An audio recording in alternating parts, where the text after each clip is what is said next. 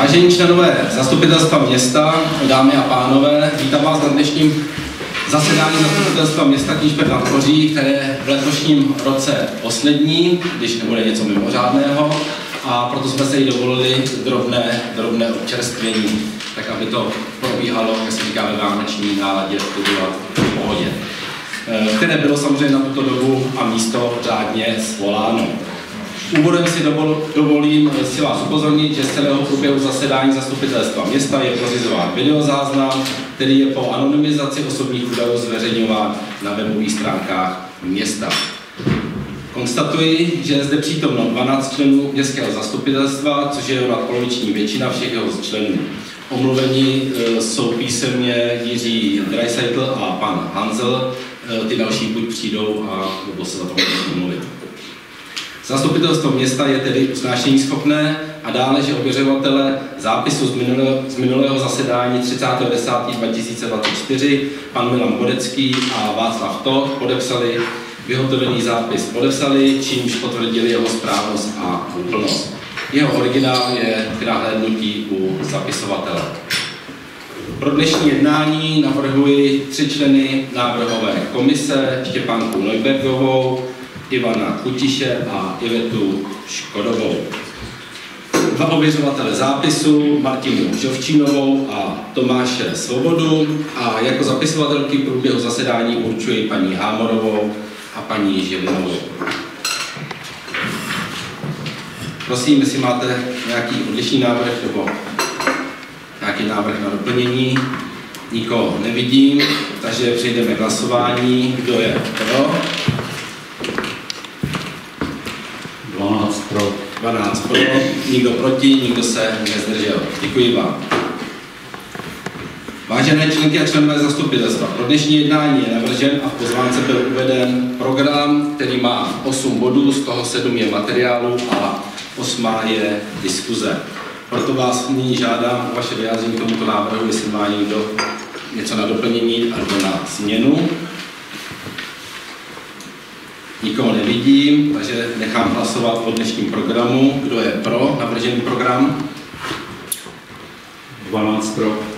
12 pro, nikdo proti, nikdo se nezdržel. Děkuji vám. Dnes se tedy budeme řídit před chvíli schváleným programem a přistupme tedy k projednání jednotlivých bodů.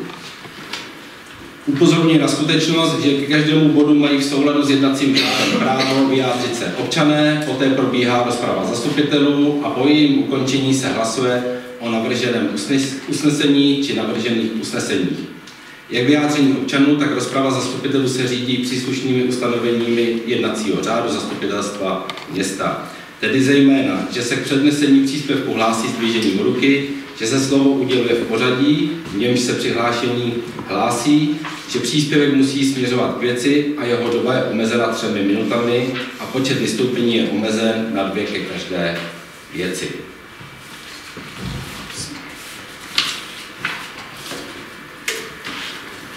Materiál číslo 1. Rozpočet města na rok 2024, rozpočtové opatření číslo 5.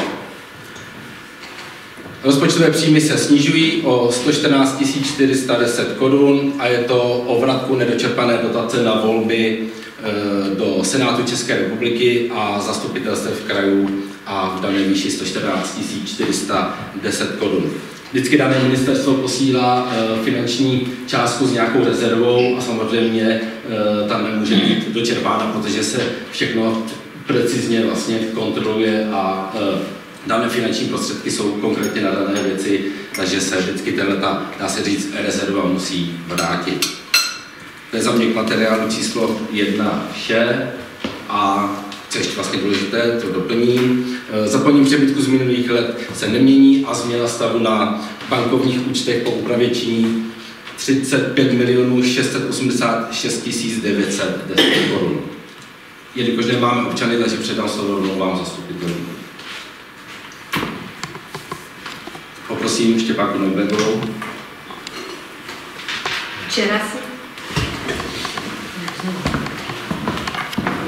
Včera se sešel finanční výbor v počtu 4 a projednal všechny body dnešního programu jednání. K prvnímu bodu rozpočet města na rok 2024 rozpočtové opatření číslo 5 doporučuje zastupitelstvu města schválit navržené usnesení. Děkuji, takže poprosím nyní zastupitele, jestli mají nějaký dotaz či připomínku k materiálu číslo 1. Nikoho nevidím, takže poprosím návrhovou komisi o přečtení usnesení. Materiál číslo 1. Zastupitelstvo města Kynčberg nad Ohří za prvé schvaluje změnu rozpočtu na rok 2024 rozpočtové opatření číslo 5. Rozpočtové příjmy se snižují o 114 410 korun a rozpočtové výdaje se snižují o 114 410 korun. Rozpočtové příjmy po úpravě činí 94 391 290 korun a rozpočtové výdaje po úpravě činí 126 994 200 korun. Dle přílohy číslo 1 tohoto usnesení financování, zapojení přebytku z minulých let, změna stavu na bankovních účtech se nemění. Změna stavu na bankovních účtech po úpravě činí 35 686 910 korun. Za C změnu závazných ukazatelů dle přílohy číslo 2 tohoto usnesení. Za D zmocnění pro radu města Kynčberg nad Ohří k provedení změn v rozpočtu města roku 2024 mezi kapitolami včetně závazných ukazatelů, vzniknou-li k tomu důvody do 31.12.2024. Za E povinnost rady města Kynčberg nad Ohří na prvním zasedání zastupitelstva města Kynčberg nad Ohří v roce 2025 informovat o provedených změnách a za druhé ukládá vedoucí finančního odboru zveřejnit rozpočtové opatření číslo 5 na internetových stránkách města do 30 dnů ode dne jeho schválení a zapracovat změny do rozpočtu do 31.12.2024. Děkuji a nyní přejdeme k hlasování materiálu číslo 1. Kdo je pro materiál číslo 1? 12 pro. 12 pro, nikdo proti, nikdo se nezdržel. Materiál číslo 1 byl schválen. Děkuji. Materiál číslo 2. Návrh rozpočtu města Kynčberg nad Ohří na rok 2025. Návrh rozpočtu je navržen jako schodkový, takže teď přejdeme k číslům. Rozpočtové příjmy, které jsou vždycky samozřejmě odhadované, protože nevíme přesný vývoj ekonomiky jako celku v daném roce, takže tam je to odhadováno na 98 500 000 korun. Rozpočtové výdaje jsou 143 200 000 korun, 143 200 000 korun. To by bylo málo, ta předchozí částka. A tam samozřejmě ty výdaje jsou samozřejmě přesné. Proto nám vzniká schodek, který je ve výši 44 700 000 korun. Ve schodku jsou ta největší část toho schodku, to jsou schválené úvěry, jak na dětskou skupinu, tak na bytové předmostí dřevěné lávky, to je ve výši 27 milionů korun, pak je tam 500 000 korun na sociální fond a další část je 20 784 000 a to je složeno z 11 milionů, které se převádí z letošního roku, kdy vlastně nám investiční akce přejdou do příštího roku, které se budou ukončovat, až k tomu budou vhodné klimatické podmínky, jako je ulice pod autobusovým nádraží dolů k Bezručovce a pak je tam určitě náves v Chotíkově a když se sečte, tak nám to dá o něch 11 milionů korun a ten zbytek do těch 20 milionů, tak samozřejmě tam budou přesunuty finance ve výši něco málo přes 9 milionů korun a to bude z uspořených peněz, které se podařilo v předchozích letech uspořit.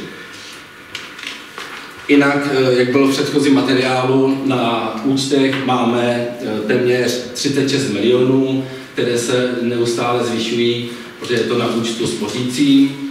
takže tam ty finance jsou a dá se říct, že za letošní rok vytvořili 1,5 milionu, já tomu říkám zisku, protože jsme prostě díky přesunu těchto finančních prostředků na ty účty získali 1,5 milionu.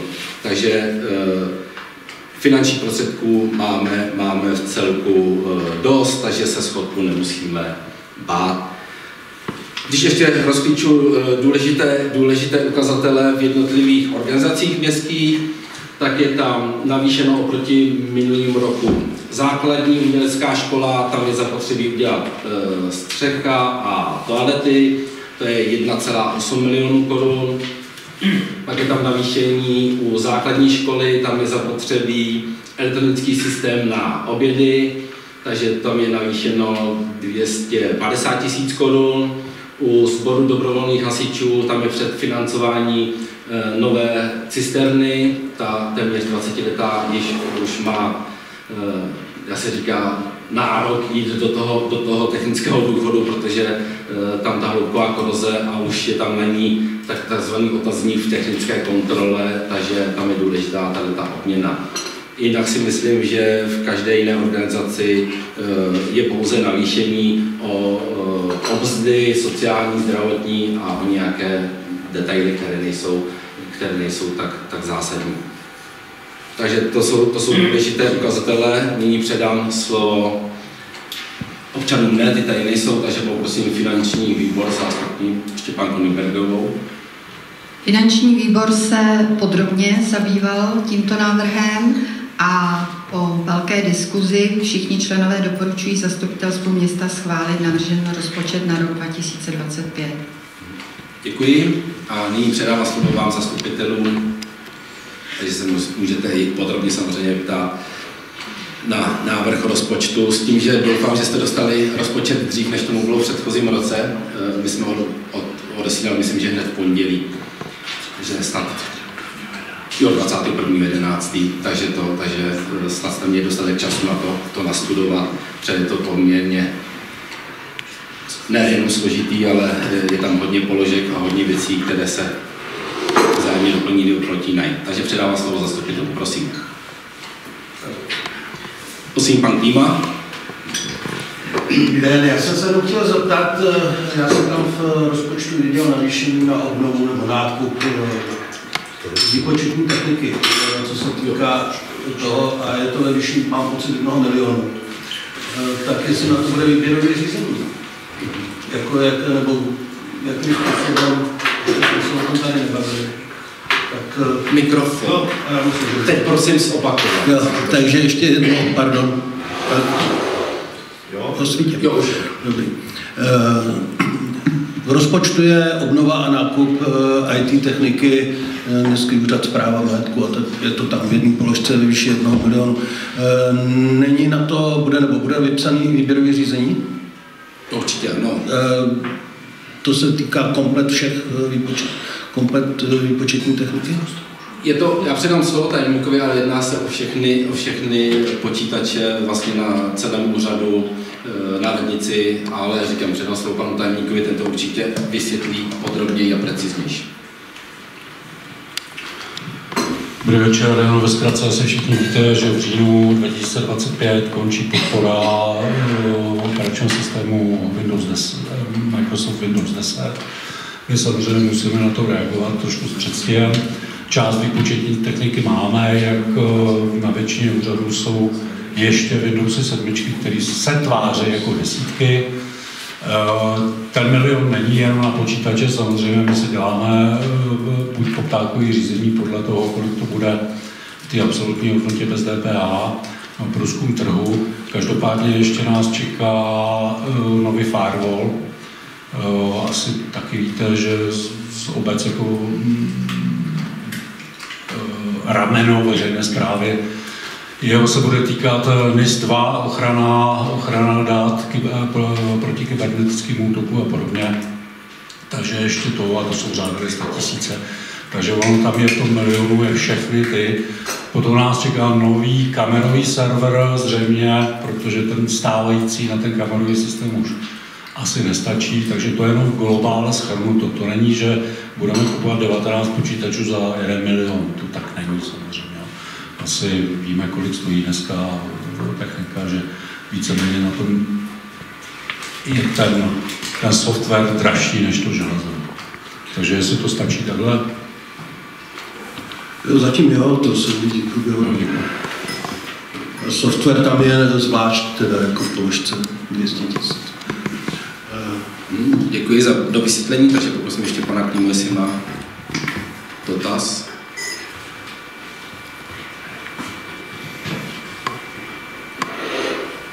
Takže poprosím další zastupitele návrhu rozpočtu, tak ještě jednou pan Klíma.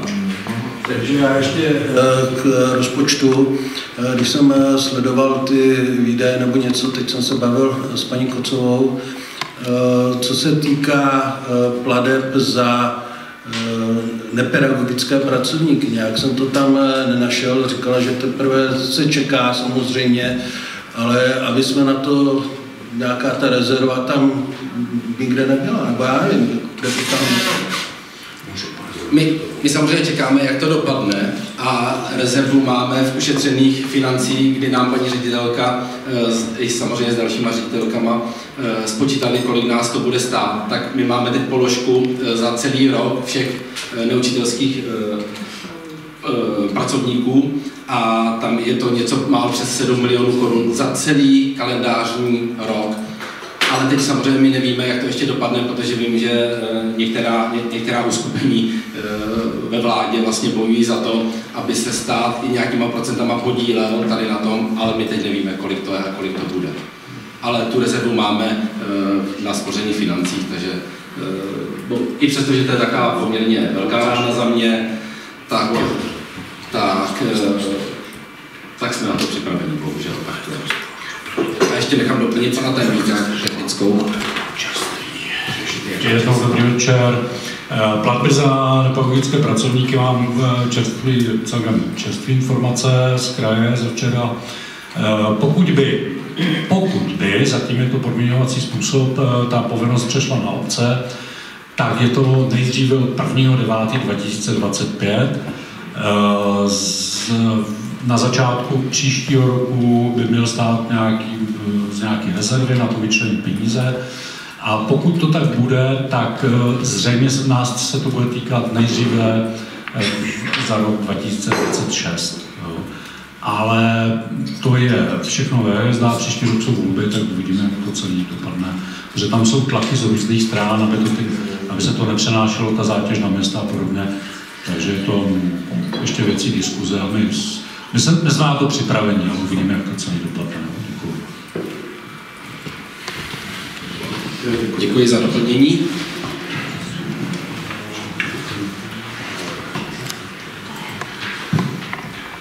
Ještě jeden dotaz, takovej drobnej. Já teď to hledal. Já jsem koukal na příjmy, co se týká těžby dřeva, nebo tam je napsané. Přijde, že se tam nemění ty položky, to znamená pořád je stejná výtěžnost, stejná cena, jako, nebo jak to tam je? Ne, je to vlastně... Tohle už kritizoval v podstatě Jirka Dreisaitl a mně to přijde, že to tam je stejně. My nevíme, ta položka, která tam je, tak je vlastně za správu lesa a oni se snaží dělat to, že tam se nekácí pro zisk, protože lesy jsou samozřejmě malé, ten první les za hřbitovem, tomu se nedá říkat ani les, takže my to nemáme jako hospodářský les na zisk a tam se pouze kácí a těží v době, kdy jsou stromy nakaženy kůrovcem nebo postiženy kůrovcem a nebo přijde nějaká větrná smršť.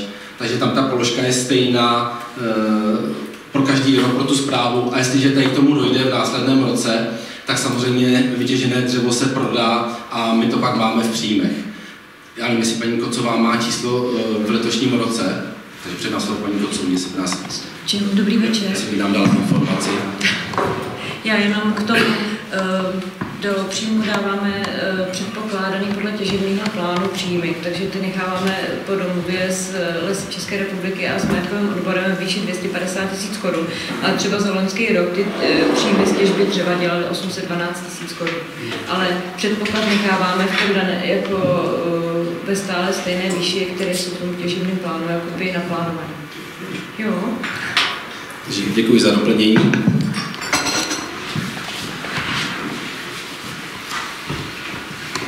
Takže poprosím další zastupitele k návrhu rozpočtu.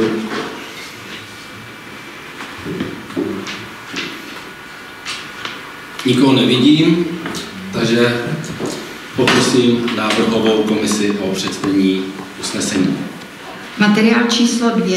Zastupitelstvo města Kinčberk nad Ohří za prvé schvaluje rozpočet města Kinčberk nad Ohří na rok 2025 dle přílohy číslo 1 tohoto usnesení, a to rozpočtové příjmy ve výši 98 500 000 korun, rozpočtové výdaje 143 200 000 korun, saldo příjmu a výdajů schodek 44 700 000 korun. Financování splátky dlouhodobého přijatého úvěru minus 3 084 000 korun, změna stavu na bankovních účtech 20 784 000 korun, zapojení schválených úvěrů 27 milionů tisíc korun a příděl do sociálního fondu ve výši 500 000 korun. Za druhé ukládá vedoucí finančního odboru zveřejnit schválený rozpočet města Kinčberk nad Ohří na rok 2025 do 30 dnů ode dne jeho schválení na úřední desce a způsobem umožňujícím dálkový přístup. Děkuji a nyní přejdeme k hlasování. Materiál číslo 2. Kdo je pro materiál číslo 2? 12 pro. 12 pro, nikdo proti, nikdo se nezdržel. Materiál číslo 2 byl schválen. Děkuji. Materiál číslo 3. Žádost je Slavoj Kinčberk nad Ohří o poskytnutí neinvestiční dotace v roce 2025 z rozpočtu města Kinčberk nad Ohří. Žádost je ve výši 1 milionu korun, která se opakuje už po několik, možná i desetiletí. Miloš Můnka vás pozdravuje, nemohl se dostavit z důvodu, že na nějaké pracovní cestě. Jenom informaci od něj, tato částka, nebo za podpory města, tak jim jejich financování celé tělovýchovy vychází na takzvanou nulu, a to ještě díky tomu, že jim funguje ubytovna a nějaké drobné pronájmy. Takže my se potkáváme zhruba jednou za 3 měsíce, takže jsme tuto věc hodně už diskutovali a zásadní bude rok 2025, kdy jim končí 31.12. v letošním roce zástava majetku, to je z důvodu té dotace, kterou brali, a pak už můžeme začít diskutovat o převodu majetku, anebo druhá možnost je o zvýšení této dotace. O kolik by to bylo, to samozřejmě je věc diskuze a myslím si, že to bude několikrát určitě zmíněno i na zastupitelstvu. Pak můžeme udělat i klidně nějakou pracovní skupinu, která by se tomu pověnovala více a hlouběji. Protože je to o tom, že kdyby to takhle pokračovalo dál, tak tělovýchova za rok, za 2 vlastně může skončit tam, kde asi nikdo nechce, což by byla nějaká insolvence nebo něco takového, protože pak už nejsou schopní splácet vlastně tu největší část toho zatížení té tělovýchovy, a to jsou energie ve sportovní hale. Takže ještě jednou pozdravuji, je to pro ně celá zásadní, ten materiál je z důvodu těchto věcí i teď na konci roku, aby ho dostali zavčasu, protože potřebují zaplatit poslední splátky energií do konce roku a aby se právě nedostali do problému hned na začátku roku 2025. Jak dobře vím, byl jsem tam i osobně, některé opatření oni dělají, ale je to vždycky opatření, to, co jim finanční možnost z té ubytovny nebo z těch drobných pronájmů dovolí, takže už mají žetonové sprchy, změnili systém ohřevu teplé vody v hale a další, ale jsou to doopravdy drobné klučky, ale nemá to jakoby budoucnost, je to spíš také lepení, abych to nazval. Takže to je za mě a za Miloše všechno a nyní vám předávám slovo, nebo respektive finančnímu výboru nejdřív a pak zastupitelům. Bodu číslo 3 žádost je Slavoj Kinčberk nad Ohří o poskytnutí neinvestiční dotace v roce 2025 z rozpočtu města Kinčberk nad Ohří ve výši 1 milion korun. Finanční výbor doporučuje zastupitelstvu města schválit navržené usnesení. Pro všechny tady jsme provedli letos kontrolu příspěvku příspěvku tělovýchovné jednoty a skutečně všechny prostředky byly použity na energie nebo na provoz výchovy. Děkuji, takže poprosím zastupitele materiál číslo 3 na nějaký dotaz či připomínku. Jinak samozřejmě určitě v příštím roce se tady k tomu materiálu několikrát vrátíme a bude to věc vlastně důležitá pro to, aby se ta jesla dál byla schopna uživit a fungovat. Takže nikoho nevidím, takže poprosím návrhovou komisi o přečtení usnesení. Materiál číslo 3. Zastupitelstvo města Kinčberg nad Ohří schvaluje poskytnutí neinvestiční dotace na rok 2025 ve výši 1 milion korun zapsanému spolku TJ Slavoj Kinčberg nad Ohří ke školní 614 /7 357 51 Kinčberg nad Ohří, zastoupeného Milošem Munkou předsedou. Za B uzavření veřejnoprávní smlouvy o poskytnutí neinvestiční dotace v roce 2025 zapsanému spolku TJ Slavoj Kinčberg nad Ohří. A pověřuje starostu podpisem schválené veřejnoprávní smlouvy do 31.12.2024. Děkuji. Nyní přejdeme k hlasování k materiálu číslo 3. Kdo je pro? 12 pro. 12 pro, nikdo proti, nikdo se nezdržel. Materiál číslo 3 byl schválen. Děkuji. Materiál číslo 4. Návrh střednědobého výhledu rozpočtu města Kinčberg nad Ohří pro období let 2027 až 2030. Je to podobně zpracováno jako příjmová stránka v rozpočtu města. Je to doopravdy odhadováno, jaké rozpočtové určení daní a jak se bude další ekonomika a další věci vyvíjet. Takže to berte jenom za dokument, který město musí mít zpracován a odsouhlasen zastupitelstvem, že víme, co udělala covidová pandemie, energetická krize s danou ekonomikou, takže je to doopravdy nahrubo zpracováno, kde v každém tom roce vidíme akorát mírné zlepšení, takže to je ještě také optimistické. Takže to je k tomuto materiálu, takže poprosím zástupce finančního výboru Štěpán Knilbergovou. V bodu číslo 4 finanční výbor projednal tento materiál a doporučuje zastupitelstvu města schválit navržené usnesení. Děkuji a nyní poprosím zastupitele, jestli máte dotaz či připomínku k materiálu číslo 4. Nikoho nevidím, takže poprosím návrhovou komisi o přečtení usnesení. Materiál číslo 4. Zastupitelstvo města Kinčberg nad Ohří za prvé schvaluje střednědobý výhled rozpočtu města Kinčberg nad Ohří pro období let 2027 až 2030, který tvoří přílohu číslo 1 tohoto usnesení, a za druhé ukládá vedoucí finančního odboru zveřejnit schválený střednědobý výhled rozpočtu do 30 dnů ode dne jeho schválení na úřední desce a způsobem umožňujícím dálkový přístup. Děkuji, takže nyní přejdeme k hlasování. Kdo je pro materiál číslo 4? 12 pro. 12 pro, nikdo proti, nikdo se nezdržel. Materiál číslo 4 byl schválen. Děkuji.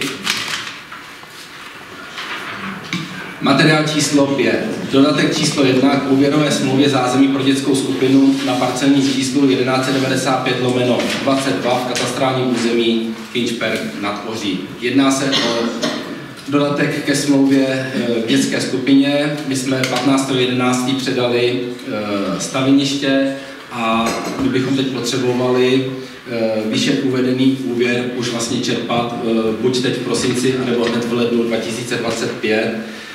Takže banka řekla, že s tím nemá problém, ale samozřejmě musí být zastupitelstvem schválen tento dodatek, protože společnost, která začíná už stavět nebo už staví, tak nám vlastně první fakturu už může předat k proplacení hned v prosinci nebo v lednu, ale to musí být vlastně schváleno tímto dodatkem, takže je to také urychlení, a aby jsme mohli společnosti zaplatit to, na co má právo vlastně.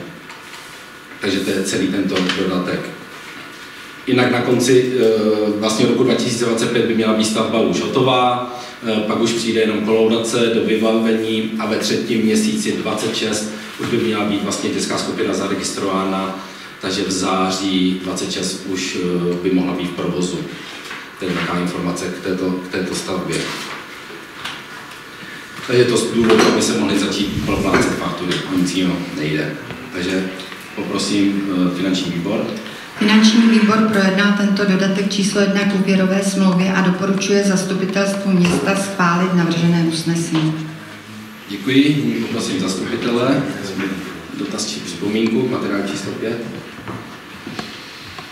Nikoho nevidím, takže poprosím návrhovou komisi o přečtení usnesení. Materiál číslo 5. Zastupitelstvo města Kinčberg nad Ohří za prvé schvaluje dodatek číslo 1 k úvěrové smlouvě ze dne 22.2.2024, registrované pod číslem 99 044 000 500, zázemí pro dětskou skupinu na parcelním čísle 1195/22 katastrálního území Kinčberg nad Ohří, který tvoří přílohu číslo 1 tohoto usnesení, a za druhé pověřuje starostu podpisem dodatku dne 12.12.2024. Děkuji. Nyní přejdeme k hlasování. Kdo je pro materiál číslo 5? 12 pro. 12 pro, nikdo proti, nikdo se nezdržel. Materiál číslo 5 byl schválen. Děkuji. Materiál číslo 6. Dotace z programu Program finanční podpory výstavby rodinných domů v lokalitě Třešňovka. Město Kinčberg, jak určitě víte, tak má na tento program daný dotační program, kde již dostavěli, skolaudovali, mají číslo popisné a i trvalý pobyt vlastně v této lokalitě.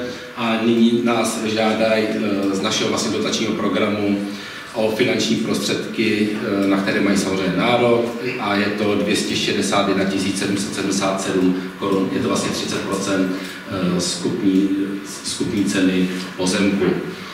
Takže to je, podle přiložené tabulky se můžete si to zkontrolovat, že to je vlastně poslední možný vyplacení pozemek, protože tam uplynula už ta lhůta 3 let od toho, co byl vlastně nový majitel pozemku napsán na katastru, a ty další už bohužel na tento program nedošáhnou.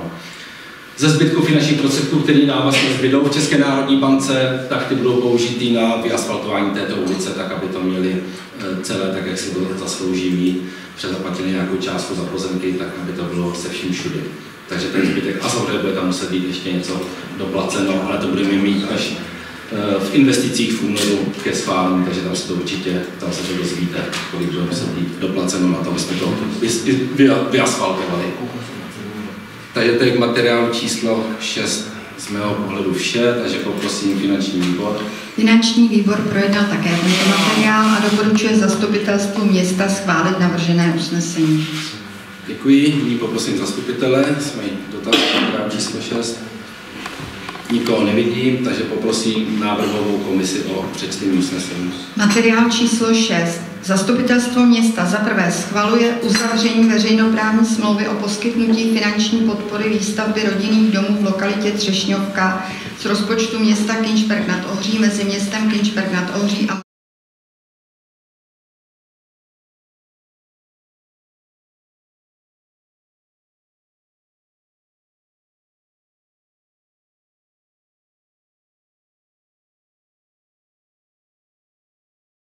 v souvislosti s výstavbou rodinného domu na pozemku parcelní číslo v katastrálním území Kinčberg nad Ohří ve výši 261 777 korun, která tvoří přílohu číslo 1 tohoto usnesení. Za druhé ukládá vedoucí majetkového odboru sdělit usnesení žadatelům a předložit veřejnoprávní smlouvu podpisu starostovi města, a za třetí pověřuje starostu města podpisem veřejnoprávní smlouvy. Děkuji. Nyní přejdeme k hlasování. Kdo je pro materiál číslo 6? 12 pro. 12 pro, nikdo proti, nikdo se nezdržel. Materiál číslo 6 byl schválen. Děkuji. Materiál číslo 7. Valná hromada obchodní společnosti Sokolovská vodárenská SRO Je to každým rokem na konci roku, musí být samozřejmě valná hromada uskutečněna. A hlavní téma, které tam je, tak je cena vodného a stočného. To se zvýší, když to všechno samozřejmě tam bude odsouhlaseno, já si myslím, že ano, o 2,50, takže celkem cena včetně vodoměru a vodného a stočného bude na příští rok 129,63 haléřů. Pak dalším důležitým krokem na valné hromadě bude schválení neinvestičních a investičních vkladů. To je vždycky, když se nějaké město nebo obec v tomto svazku rozhodne, tak vlastně buď za své finance něco nového, nějakou infrastrukturu vystaví, udělá, takže pak to tam vloží jako neinvestiční, jako majetkovou v nějaké hodnotě, a nebo když se rozhodne o to čerpat dotace, tak tam musí vložit investiční vklad a pak následně Sokolská vodárenská mu pomůže vyběhat do dotace a vrhnout se do další vlastně obnovy infrastruktury v daném městě a obci. My tohleto využijeme nejpravděpodobněji na vodovod Štědrá. Takže tam akorát uvidíme, jaký dotační program si vybereme, který bude ten nejvhodnější, a uvidíme, jestli použijeme naše finanční prostředky, které pak vložíme vlastně do Sokolské vodárenské, a nebo jestli to uděláme a vložíme to tam jako neinvestiční vklad. Takže to nás čeká v příštím roce přesně naše město, tak jako města jiné. Takže to jsou ty důležité věci, které tam samozřejmě probíhají. Nárůst této ceny tak tvoří cena surové vody od povodí Ohří. Tam je nárůst pro příští rok 15%, což je poměrně hodně.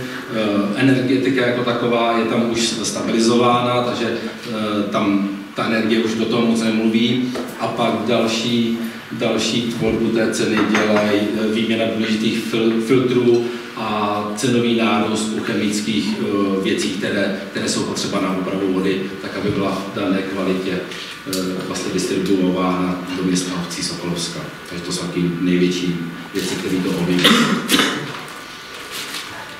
Takže nyní předávám slovo finančnímu výboru. Bod číslo 7. Delegování starosty na valnou hromadu obchodní společnosti Sokolovská vodárecká SRO. Finanční výbor projednal tento materiál a doporučuje zastupitelstvu města schválit navržené usnesení. Děkuji a nyní předávám slovo zastupitelům, jestli mají materiál číslo 7 nějaký dost. Pan Klíma, prosím. Protože vidím, že je starostosti delegovaný, já jenom trošku mimo tady ten bod, protože už pojedeš na teda voz.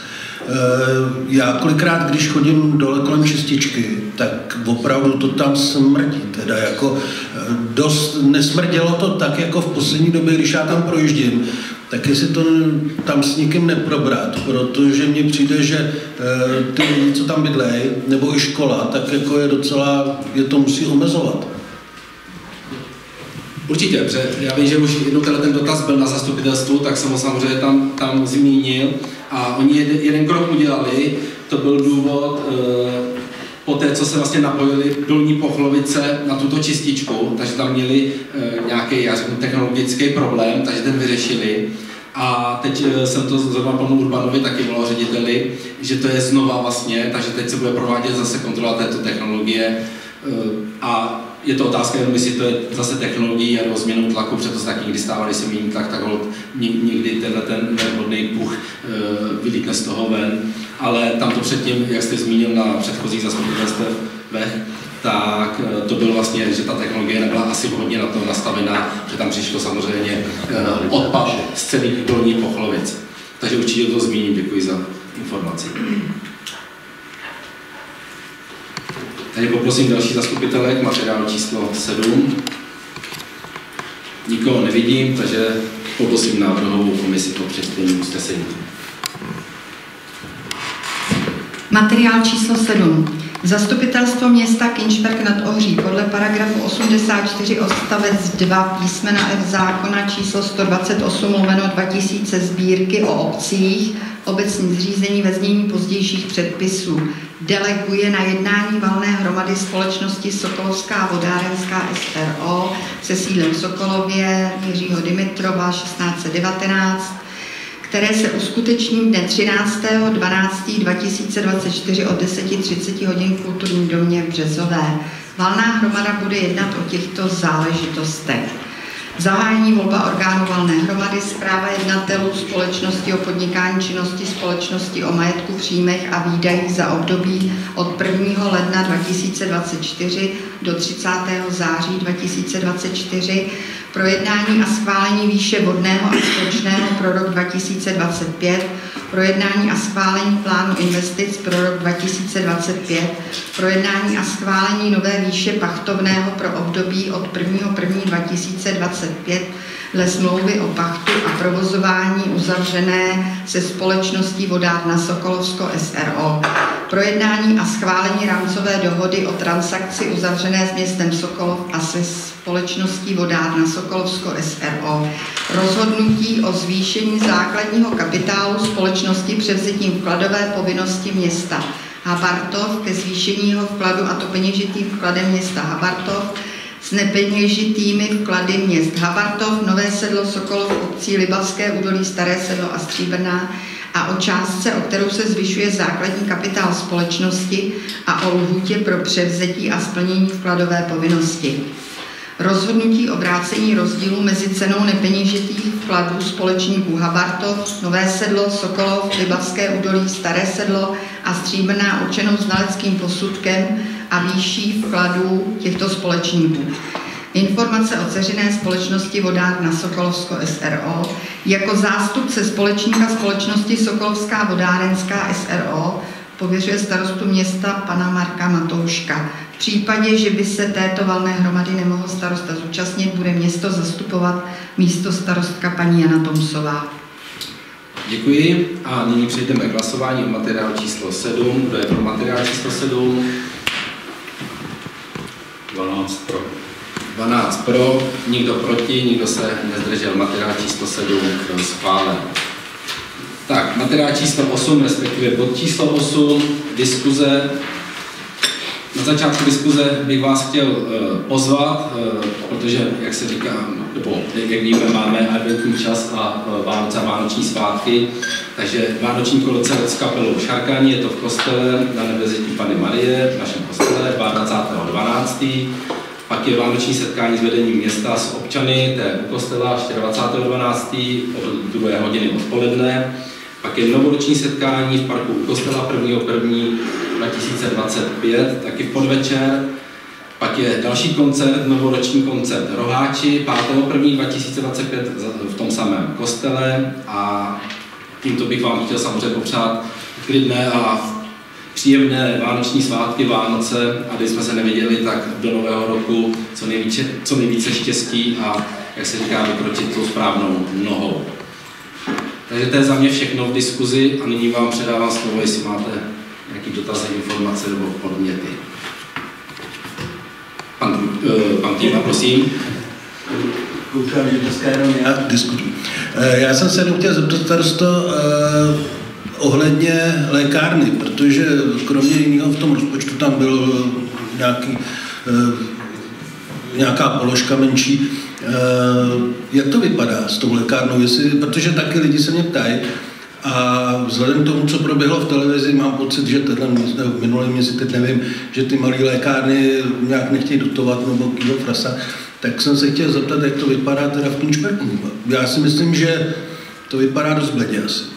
Ne, vypadá to skvěle, pracujeme na tom. Já to opravdu beru osobně jako prioritu. Nejenom lékárnu, ale i ordinaci pro pana doktora.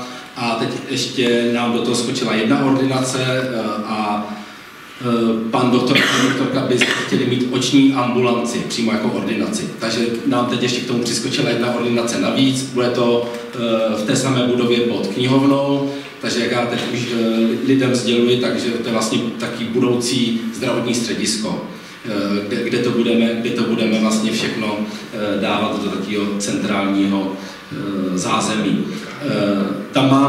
Tam samozřejmě na lékárně se pracuje v tom, že je neustále na stejném místě, je to obchodní dům vlevo, kde bylo dřív masná a uzeniny, a teď se řeší vyjádření hygieny, to je poslední věc, kterou potřebujeme k projektu, a A ještě teď se trošku, jak se říká, dohadujeme s Komerční bankou, že my bychom potřebovali ten bankomat přesunout pouze o metr doprava, jestli si to představíte, tak aby nebyl v té místnosti nebo v těch prostorech lékárny, protože tam lékárna funguje trošku jinak než obyčejný obchod, a aby to bylo při tom vstupu do toho obchodního domu, ale samozřejmě výběr a vklad bude možný normálně zvenku. Jo? Tam jde o ten vklad peněz zezadu těma technikama, takže tam se trošku jako přetahujeme, protože my to prostě pod nich potřebujeme přehodit, ale samozřejmě oni prostě už jenom počítají to, kdo to zaplatí a tak dále. My si samozřejmě uvědomujeme to, že bankomat tady potřebujeme pro občany, ale to jsou taky jednotlivé kroky, takže já si myslím, že příští rok, polovina roku, tak bude nová lékárna otevřena.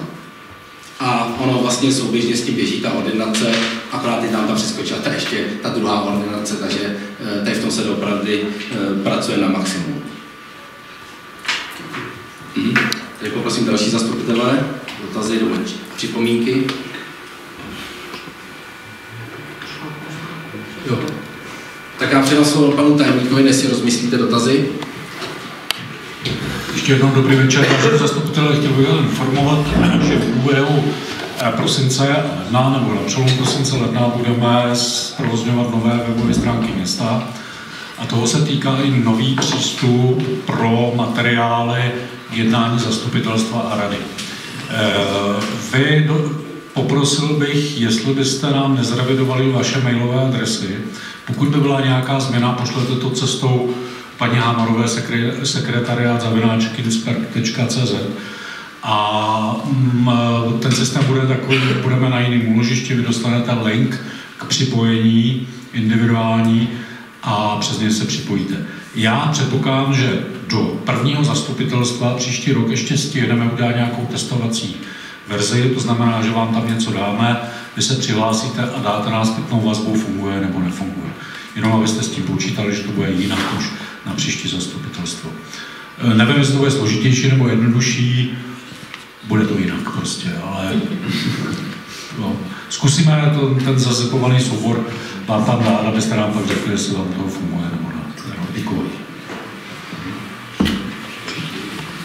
Takže děkuji, takže poprosím ještě zastupitele, jestli máte dotaz či připomínku. Jinak další zastupitelstvo nás čeká 26.2.2025, takže to je konec února, kde bude určitě důležitý materiál, a to je investiční plán pro rok 2025-2026, kde samozřejmě už budeme mít zahrnutou cenu jak pro ordinaci nebo pro ordinace, tak i pro lékárnu, takže tam se dozvíme už i tu konečnou částku a už budeme vědět určitě i ten přesný termín. Takže už nikdo nic nemá, takže vážené dámy a pánové, protože jsme vyčerpali pořad našeho dnešního jednání, žádám zástupce návrhové komise, aby nám přečetli usnesení, která zastupitelstvem města byla dnes přijata a aby vyhlásil počet hlasů, kterými tato usnesení byla schválena. Číslo, materiál a počet. Materiál číslo 1, 12 bylo pro, nebo mám přečíst název toho? Nemusím. Materiál číslo 2, 12 zastupitelů bylo pro, materiál číslo 3, 12 zastupitelů bylo pro, materiál číslo 4, 12 zastupitelů bylo pro, materiál číslo 5, 12 zastupitelů bylo pro, materiál číslo 6, 12 zastupitelů bylo pro a materiál číslo 7, 12 zastupitelů bylo pro. Přítomno bylo všech 12 zastupitelů, 3 byli nepřítomní. Takže děkuji za přečtení. Slyšeli jsme tedy, co dnes městské zastupitelstvo schválilo.